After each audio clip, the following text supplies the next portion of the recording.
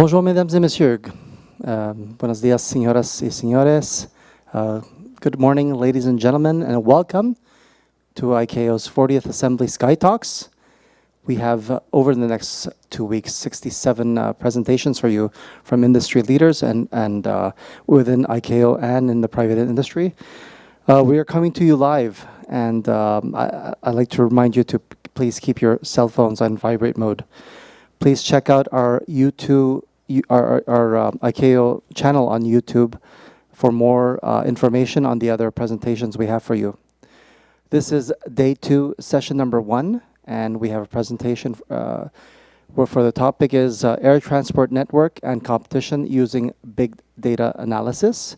The title is Connectivity and Competition. Would you please welcome Behzad Taghipour, data analyst. Thank you.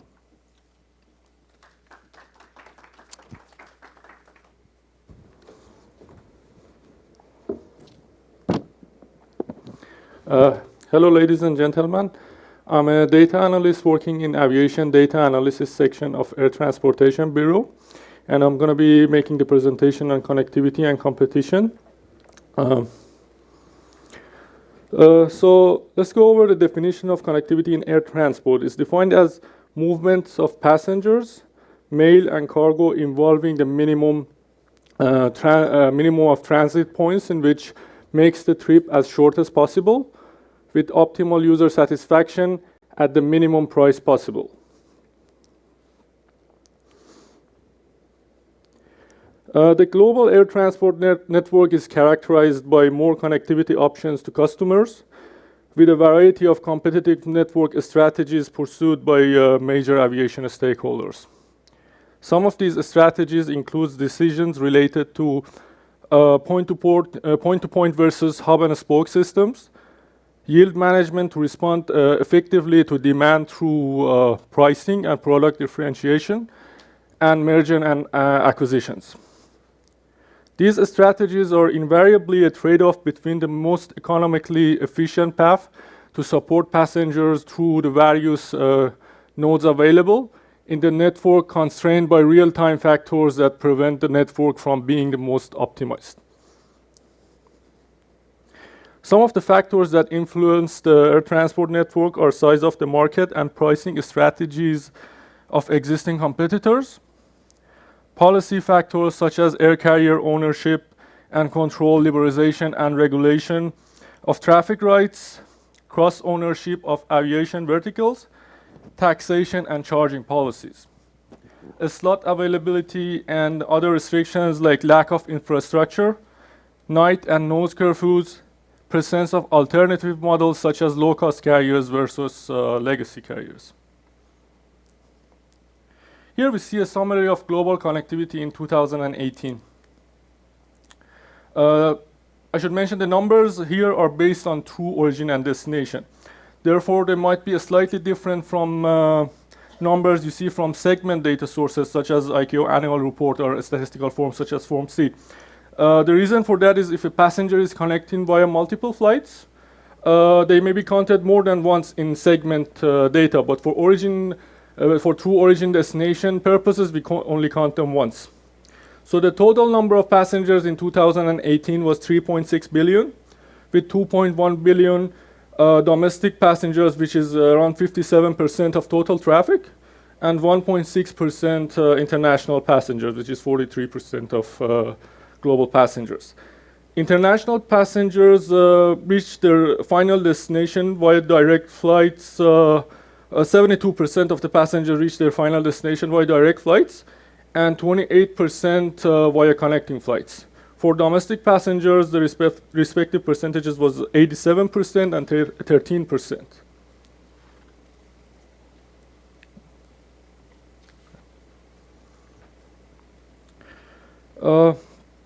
This is the breakdown of traffic by origin region. The pie chart shows the proportion of passengers departing from each region. See that 45% of passengers departed from Europe, which was the top region by number of passengers, followed by Asia Pacific, North America, Latin America, Middle East, and Africa. The bar chart shows the number of passengers, number of international passengers departing from each region, broken down by connecting and direct passengers. So more than 600 million passengers departed from Europe, with around 580 million direct passengers and around 100 million connecting passengers.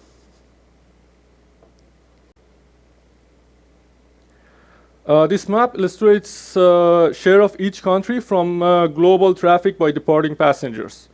Darker colors represent higher proportion of traffic, and lighter colors represent lower proportion of traffic.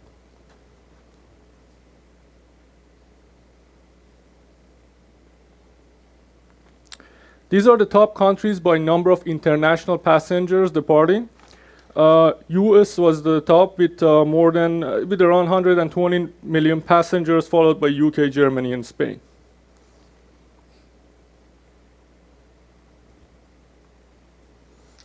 These are the top international routes of international passengers in 2018. UK, Spain was the top route with more than 35 million passengers, followed by Mexico, US, Canada, US, Germany, Spain, and so on.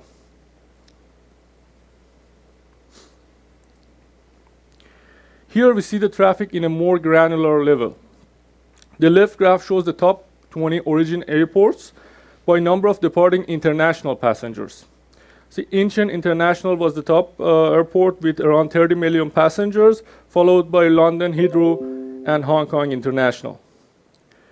The right graph shows top 20 origin airports by departing domestic passengers.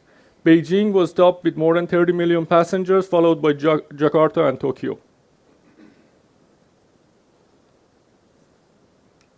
These are the top 20 hubs connecting international traffic in 2018.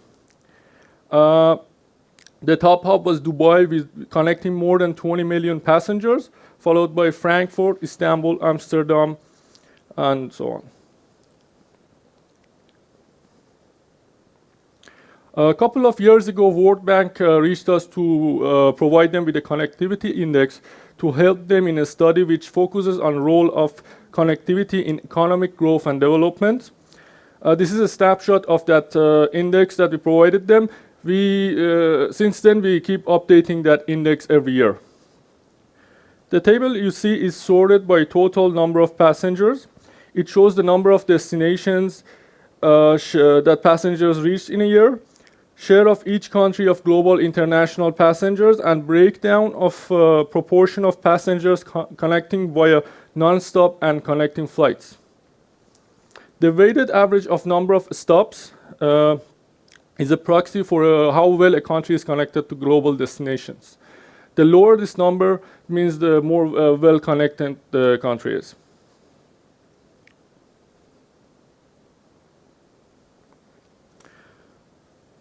Here we see a summary of 6 Freedom traffic in 2018.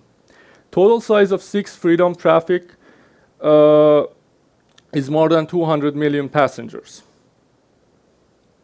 Top 6 Freedom routes include India, US, which had more than 2.5 million passengers, India, Saudi Arabia, with around 2 million passengers, followed by US, Italy, UK, Australia, Germany, US, India, Australia, and so on. The 6 Freedom traffic presents a trade-off between different stakeholders involved. On one hand, there is opportunity for carriers from the origin and destination countries to capture this market by introducing more non-stop routes or increasing the frequency of existing ones. On the other hand, there is a potential loss of passengers for mega hubs and the carriers from those countries to lose these passengers as the global aviation market moves toward more optimization and more point-to-point connections. A study of 6 Freedom traffic could also help states in valuation and quantification of granting of traffic rights and bilateral agreements.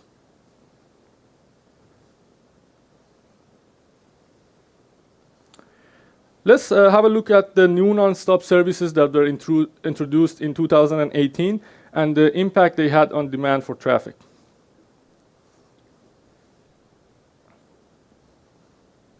Here we see an example of adding a new nonstop service to achieve more point-to-point connections.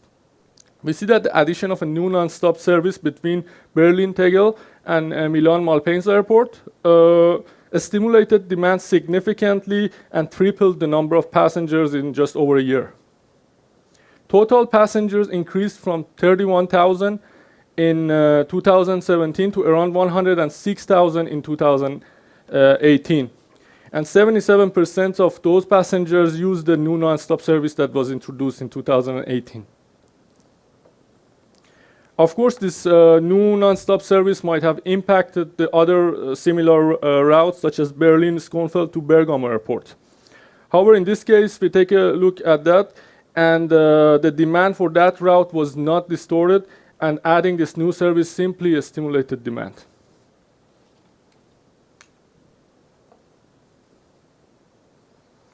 This is a global summary of the new international non-stop services that were added in 2018.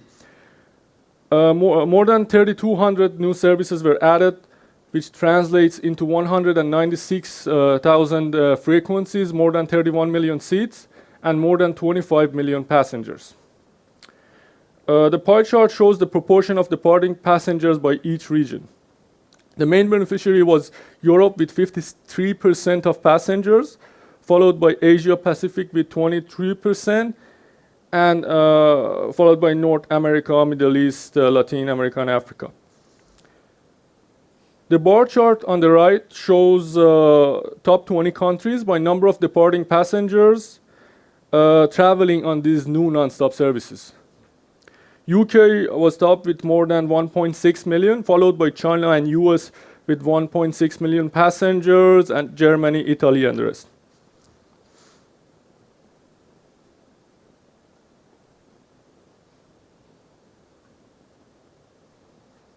Now, let's take a look at the overall picture of impact of new non-stop services on passenger growth. On the left side, you see the compound annual growth rate for the 5-year period prior to addition of new non-stop services for the same routes. Routes in North America and Asia Pacific grew by less than 10% per year, while the routes in the rest of the regions had a negative growth. On the right side, you see the growth in 2018 for similar routes after the introduction of new non-stop services. Routes in Europe grew by more than 250%. Routes in Africa, Asia Pacific, and Middle East grew by more than 100%, and North America and Latin America, Caribbean grew by more than 50%. Global growth for these routes exceeded 170% in 2018. Same routes grew at annual average of negative 0.1% in the 5-year period prior to introduction of these new non-stop services.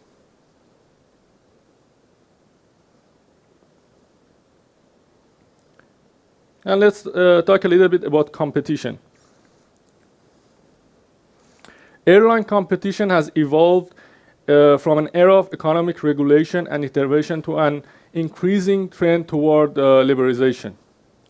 This in turn has resulted in global air transport network transiting from simple network structures with limited connection and competition and connectivity options of the past to complex structures of today, responding dramatically to the changes in regulation and the business opportunities offered by liberalization.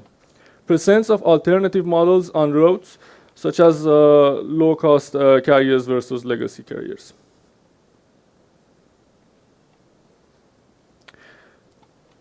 This is an example of a major airline merger between American Airlines and US Airways, which finalized in 2013. The merger boosted growth for the new combined airline and improved its connectivity. American Airlines had 1,466 one-way connections, and US Airways had 1,536, but the combined company had more connections than even adding those two up. The load factor improved and some synergies were realized. But what was the impact of this merger on competition in the industry? And what was the impact on prices and cost of travel?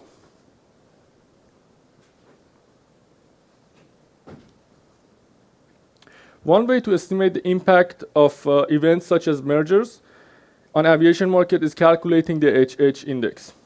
HHI is a measure of market concentration and is used to determine market competitiveness.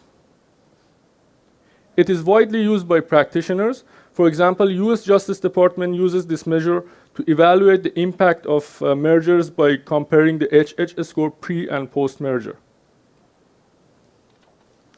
HHI is defined as the sum of the scores of the market shares of the firms within the industry. It can range from 0 to 10,000 if you use whole percentage points, or 0 to 1 if you use decimal percentage points. The closer the number to 0, the more competitive the market is. We use HHI bands similar to US Justice Department to summarize distribution of countries' international aviation industry within 3 categories. HHI of less than 1,500 represents low market concentration and a highly competitive industry. And HHI ranging between 1,500 to 2,500 represents a moderately concentrated market, and a HHI value more than 2,500 represents a highly concentrated aviation industry. On the left side, you see the pie chart showing this distribution. 36% of the countries had a highly competitive market with a low HHI score. 27% had a moderately concentrated market, and 37 of the countries had a highly concentrated market. On the right side, we rank countries with more than 10 million international passengers by their HHI score. See that Japan, China, India, Indonesia, US, Thailand, Australia, Greece, Brazil, Spain all have a HHI score of less than 1,000 and are very competitive.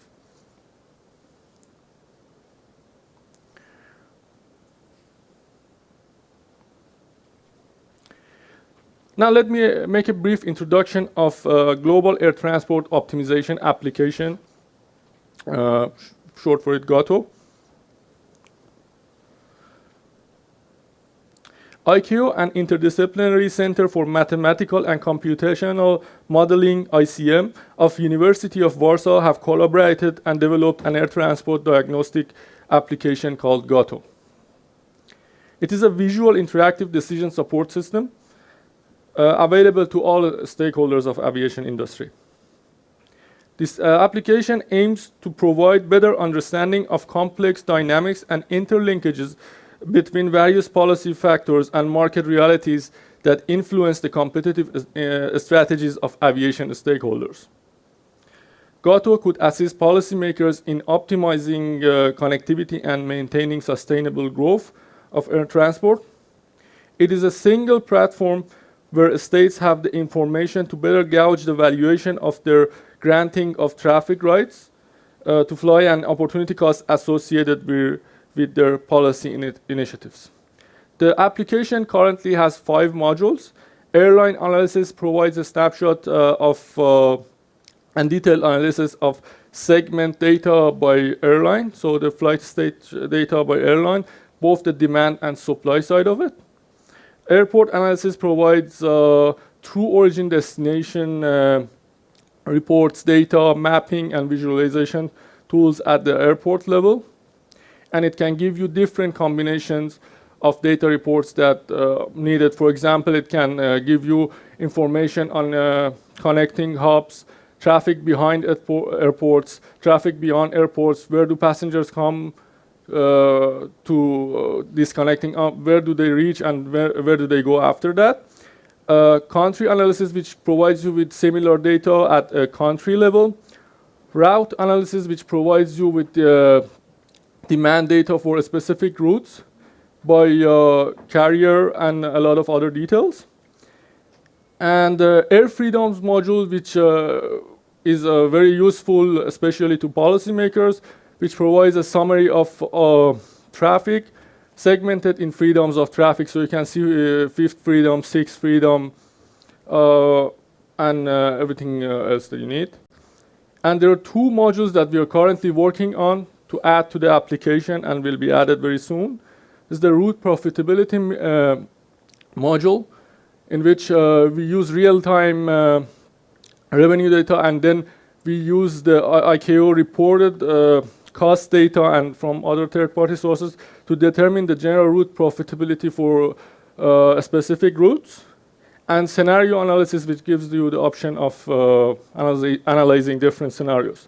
The link to this application is provided in the slide. And thank you. This is a presentation if there are any questions.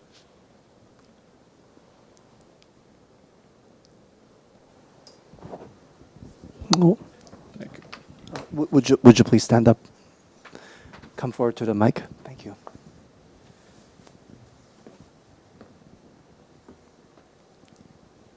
Good morning. My name is Neta Wawanga. I'm from the Pacific Aviation Safety Office. I just want to ask about the data you're collecting. You're collecting directly from the states, or you have other sources that you are using?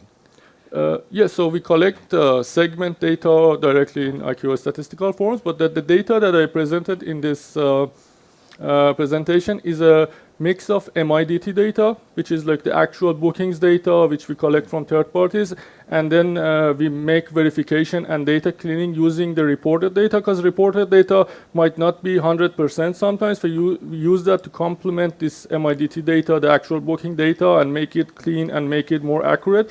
So the data I presented is a mixture of actual bookings data complemented with ICAO reported data. Okay, and my second question, in the Asia Pacific data, Yes. do you have a separate section for oceanic traffic? Yes, not in this presentation, but we always make customized reports on request, yes. Okay, thank you. No problem. Would there be any more questions? Well, thank you so much. Thank you. Okay. Great presentation.